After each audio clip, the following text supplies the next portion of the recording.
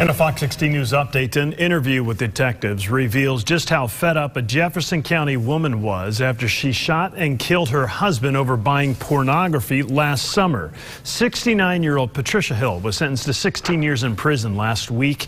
Tonight, Tyler Thomason joining us with a first-hand look at her interview with police and a look inside her husband's man cave where she says she snapped. Tyler. Hey, Kevin. Yeah, Patricia Hill told investigators she shot her husband, Frank, in his man cave after opening up the cable bill to find he purchased an adult channel that she told him to cancel. Photos of Pat and Frank Hill's home looked like any other. Decor on the door and dinner rolls on the counter. But out back, the shed told a more sinister story.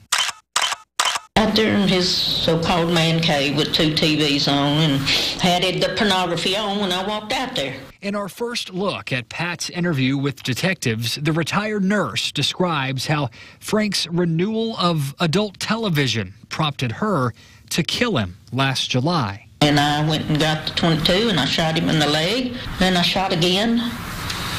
Now, I don't know where it hit him, but he fell to the floor.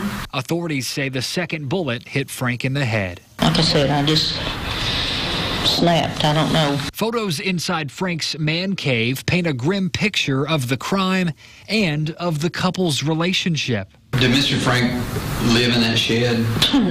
Might as well. No, he comes in the house to sleep and he comes in to eat. It's a very unhappy marriage, let's put it that way.